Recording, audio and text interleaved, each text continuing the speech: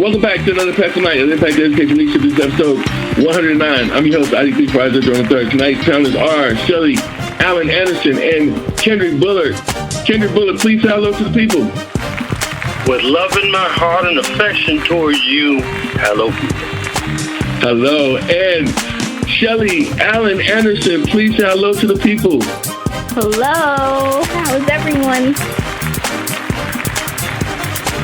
Awesomeness. Well, tonight's topic is 100 and Beyond Anti-Bullying Campaign, Taking My Life Back.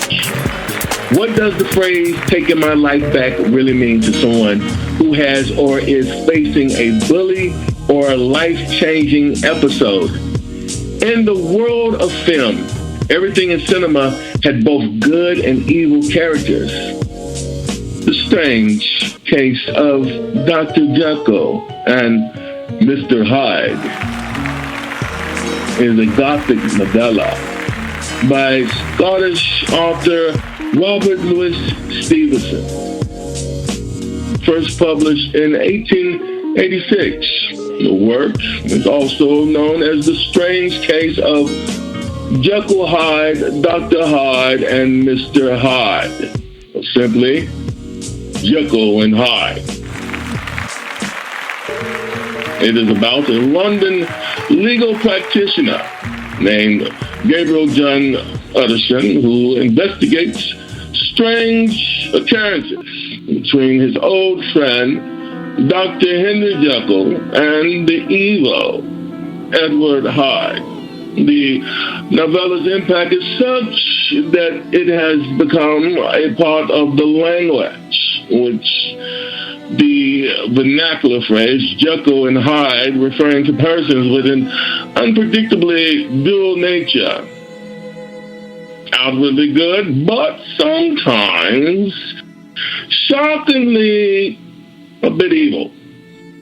We can all see the differences between these two characters. And in most cases, people see themselves in their life as good or bad, without any shades of gray in between. If they make a mistake, well, they feel as though everything is ruined and that their life is over. Nevertheless, there are some ways to begin to have more control over your life and the way you see your best self in the future. Tonight, we will have a powerful and fun but serious conversation with the topic 100 and Beyond Anti-Bullying Campaign, Taking My Life Back. Listen, we got KB back in the house. KB, please say hello again to this audience and let us know what this topic means to you, sir. Taking my life back. What comes to mind when you hear that phrase? For me, it's about being able to understand that the person really, I got to flip it on you. We got to change the wording. Taking our life back is technically a phrase that allows us to know that your life is always in our hands.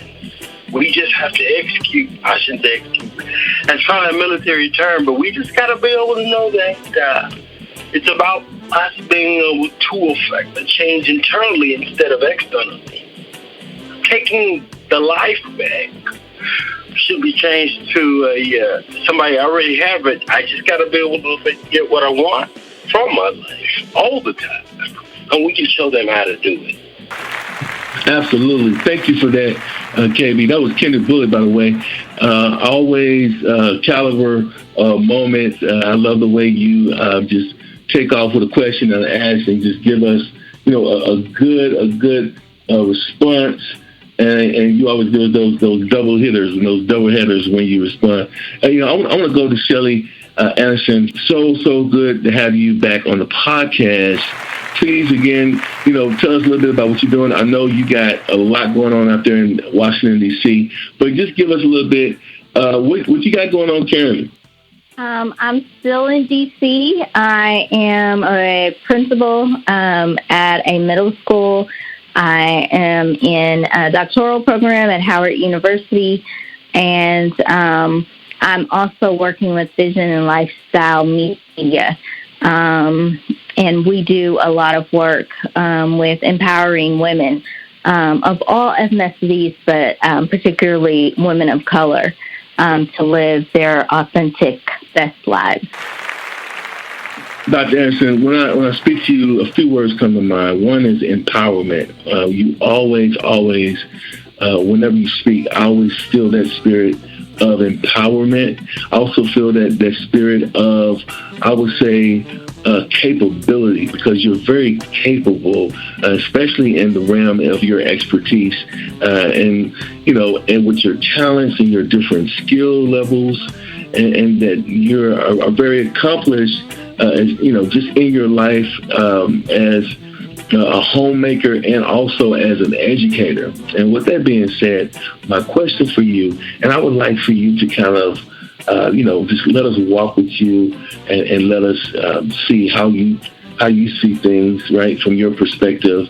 And with that being said, as an educator, how do you ensure your goals match your purpose?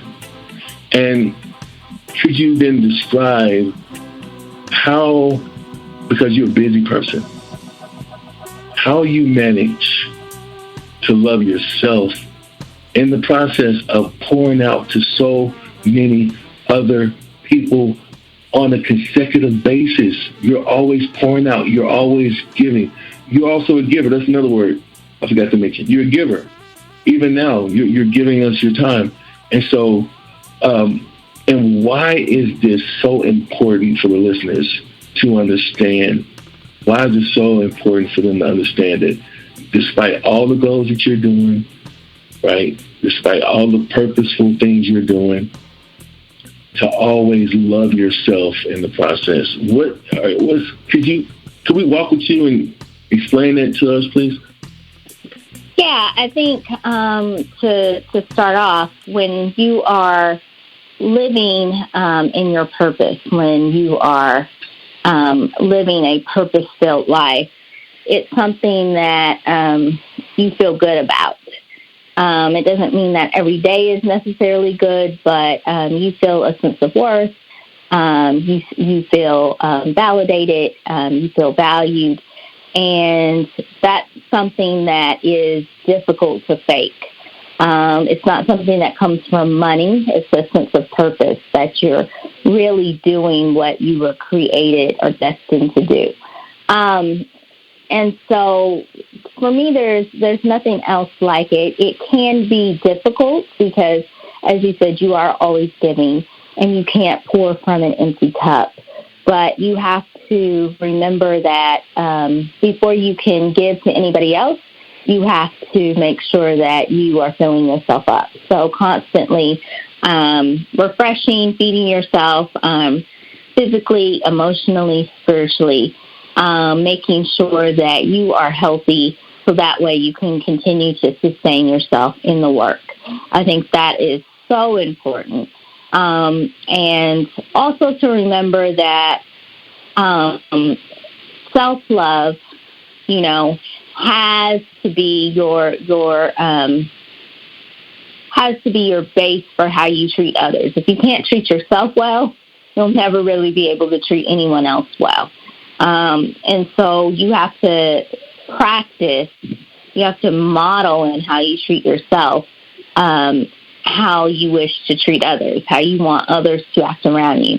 All of that has to be, especially like with children, you're modeling for them how you want them to treat themselves, how you want them to treat each other. Oh, that was so good. That was so good. And, I want you to talk about filling up, because you have to have mentors. You are a mentor. You're pouring out. But when you get empty, kind of show the audience your secrets. Like for me, I got many fill-up stations, right, that I go. I talk to certain people as it relates to their expertise in a certain field. If I want to get, if I need to be fueled from an educational standpoint, well, then I'll call my doctor friends. If I want to get fueled up from a health and wellness standpoint and working out, I'll call like KB, who's on with us now. And so it's like, what is your process of fueling up, especially during those challenging seasons in your life that everyone experiences, right? So could you kind of share with us, who are your mentors? You don't have to give us their names, but who do you seek counsel from? Yeah, I really try to dwell in spaces of positivity. I try to be careful about the energy that I'm around from people, what I take in my environment, the food that I eat, the music that I listen to, my surroundings, my environment. If you're in my office space, for example, I have a lot of crystals in my office space because I'm very sensitive to positive vibration. And I want to make sure that I have surrounded myself with positivity and things that will help me be at my best self. And so that's something that, I say affirmations to myself, to my son, to the people that I work closely with. I have essential oils. You name it.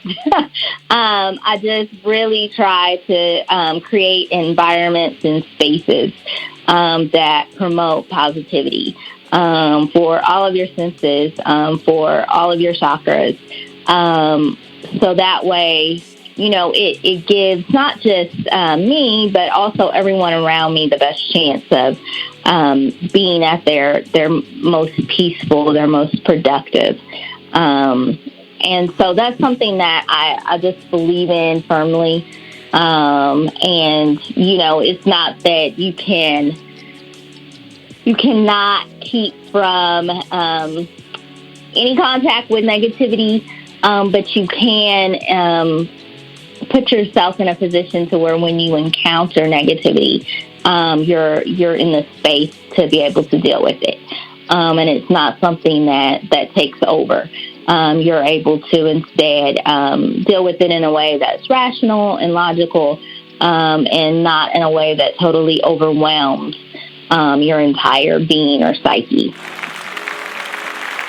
Dr. Shelly Anderson, thank you so much again for your comments, and thank you so much for adding so much to this podcast. I'm coming back to you. Don't you go anywhere, please.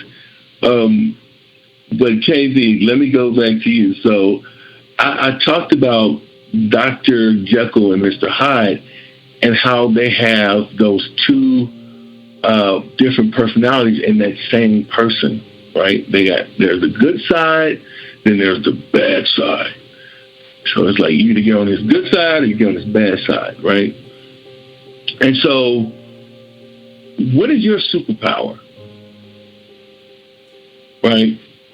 And how do you use that power to speak truth, to think truth, to eat truth, and to interact with others so that, you balance that Dr. Jekyll, Mr. Hyde personality that's in us all. That's in us all. I think it's healthy to be upset sometimes because, I think someone is happy all the time. I think there's something wrong with that, right? Someone smiling all the time, something serious happened, and you're smiling. No, I don't. I think it's healthy to have those different personalities, but they have to be balanced, right? They have to be balanced. And so we all, like Dr. Shelly was saying, she likes her environment to give her positive experiences, internally and externally, in those different layers. But what happens when, it's a rainy day?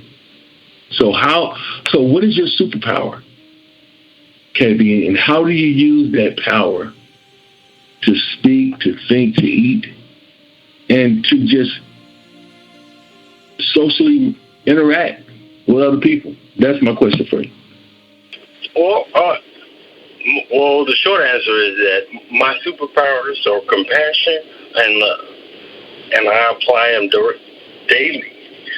And I focus on imagining how I can impact everybody's world at the same time, all the time.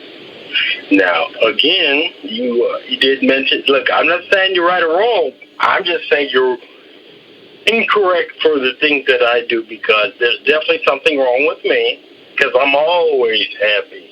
And I will always be full of the energy, because I know how to be able to manage my chakras. That's the first thing. She talked about, our good doctor talked about the fact that you have to be able, she mentioned the chakra centers. And I talked about that too. But that's a huge dynamic that we all have to be able to liberate ourselves with. Those chakra centers that are affected both directly and indirectly by our thoughts and the things that happen with us. Now, for me, it's about being able to be able to identify the specifics, actually the specific needs of the person. That's what I do. That's what I do well. Now, yeah, energy centers matter, because when you're happy, and the reason I'm always happy is I've chosen to keep my those energy centers working in a good manner all the time. That's the wealth and health. That's actually the wealth and health that we have. Now, the other thing is, here, listen, I'll tell you what I do on a regular basis. Daily, and matter of fact, yesterday, we had a community gentleman who, I hate to call people homeless, because I know that at some point they get the opportunity to have a home. And if they don't want it, that's their choice. But I'm going to do everything I can to make them feel good about themselves. I'm going to feed them, and if they need money, I will give that to them. Feed them and give them water.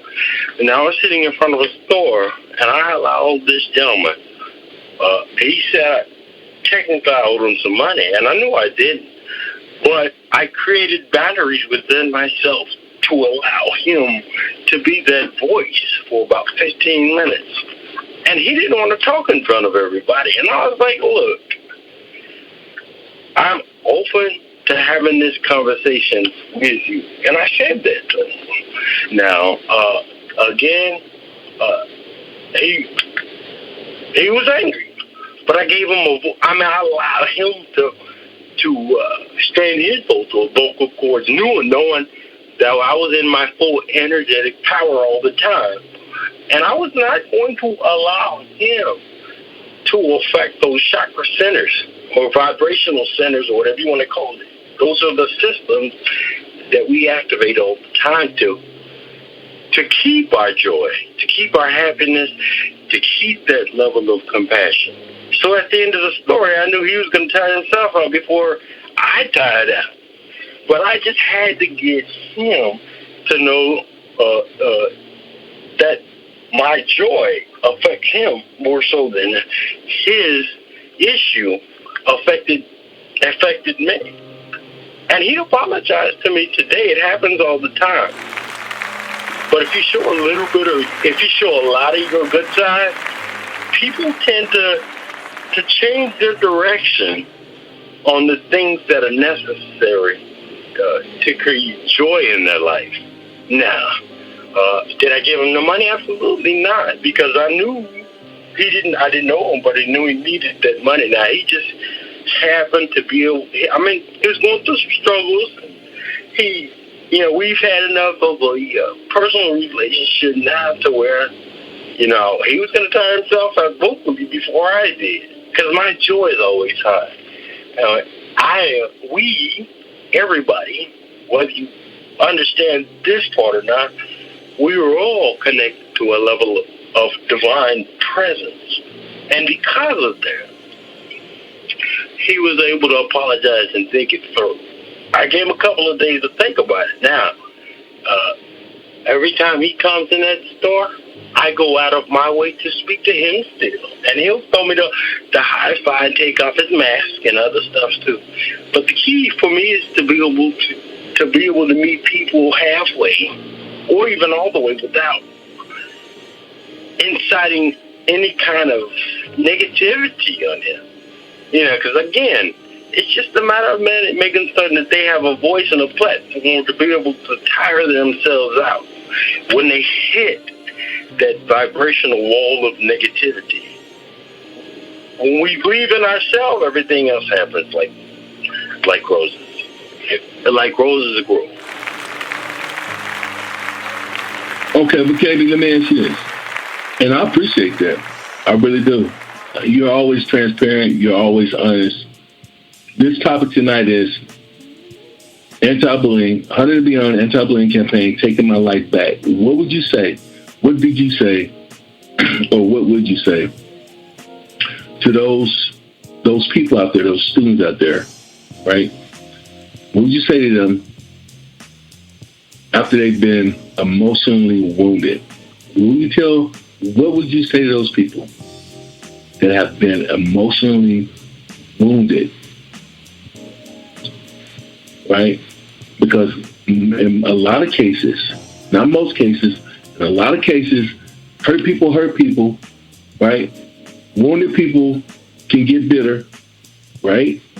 And you will see them morphosizing or turning into this Dr. Jekyll, Mr. Hyde, and it can lead to bullying. All because this person was hurt by someone. It could have been someone that they knew, could have been someone that they loved. It has many different layers. What would you say to them? I had a homeless gentleman stop by my house. I have another homeless gentleman who comes by here, and I literally had to tell him several times, I just need you to look in the sky and believe in yourself. I don't care if you believe in it. If you're an atheist, you gotta be able to. He didn't say he was atheist, but I was just trying to get him to understand that he can heal himself right now by just believing that he can heal himself. In other words, if we believe in ourselves, things take over, and that allows us to be healers that we are. And for me, it's about being able to tackle, well, I shouldn't even say tackle, I'm sorry. Keep that person's vibrational range high. And in other words, pump him full of a bunch of sunshine, because that's what I did. I do it every day. And if they want to fuss and fight, don't fight with me. Eventually, I'll catch them, and I'll pump them full of a whole bunch of sunshine again, to the point where they're going to understand that I'm just as much of a light as you are. And I'm not going away. My light will continue to shine. But the inner work comes in all of us, realizing that we have more power than we give ourselves. I'm talking about personal, spiritual, and physical power. So, Katie, be honest. You don't have a kryptonite. I mean, I know you have superpower, but do you have no kryptonite? The kryptonite is my. If I was to say that I had a kryptonite, it is my lack of belief in myself. That's not kryptonite. That's a strength. What we have to do is reset the things, kind of redo the things that, reword the things that we actually affect change. So if you believe in kryptonite, why can't you believe in yourself? Everybody has the same superpower. We just have to be, I shouldn't say all of them. Everybody has the ability to create these superpowers. But I definitely wouldn't call it kryptonite, because again, when you know who you are and where we came from, it's easy to be around these people and to be able to get them to understand that they're just as important as the next person. But the other thing is, I don't even want to talk about the kryptonite as much as I'm going to talk about what really instills change, the universe responds to all of us individually. So the bigger for me is being able to get the person to laugh about the stuff that they're going through. Now, the other piece is, one of the things I know, one of the things that I've been able to experience is I was homeless for about a week. And, you know, my son knows that. My son knows. But that week taught me how to be overly empathetic and use that as a tool to affect change in the people that I was talking to. Did I know what I was doing? Probably not, because I wasn't fully aware of myself. But the fact that I was able to induce change in the people that were around me, and I got to a low point. We all do it. We all get to that point where we dive lower than that. That small education of being homeless taught me that we're infinite. You know, both of you have been very transparent tonight. You know, as I've been listening to the both of you, because I started off with a character from a movie, right? And there's so many characters. And, I mean, there are so many action figures. You know, when I think of KB, in a lot of instances, I see him as Superman, a type of Superman. That's why I asked him what's his superpower, because he's always doing stuff for people. But Shelly, I see you as Wonder Woman, right? And so with that being said, you have a heart for humanity, and you're very compassionate. Yet, your experiences, or the lack of them, have, I would say, enabled you or empowered you. I don't know how it happened, but it motivated you. Your experiences motivated you to be the world champion you are today. Now, I want you to be straight up. How did you get to this point? That's my question. I'm a firm believer that the energy that you give out is what you receive. And so everything that I've ever given, I've been blessed to get it back tenfold. And that's just the truth. I mean, it doesn't always come back at the time that you think it would. It usually comes back in surprising ways, but it's always amazing and a blessing.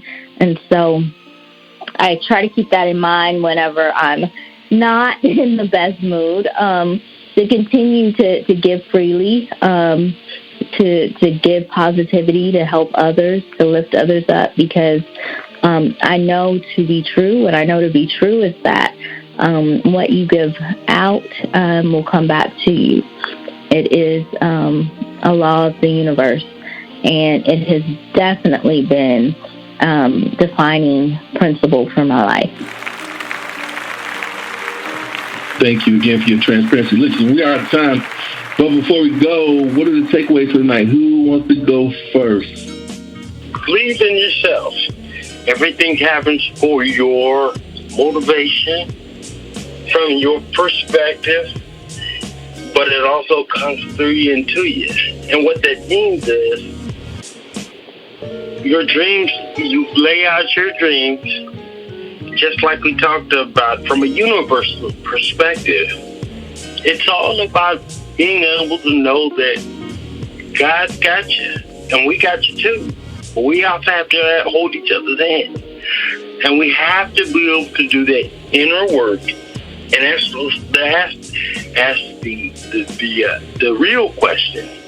You know, who are we?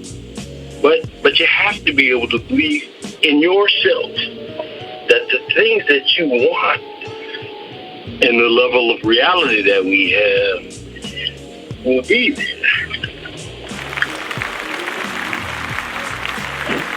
I mean, I agree with definitely everything that's been said, but I would just reiterate just being conscientious about what you're giving forth, what you're giving out to others, because it definitely will find its way back to you.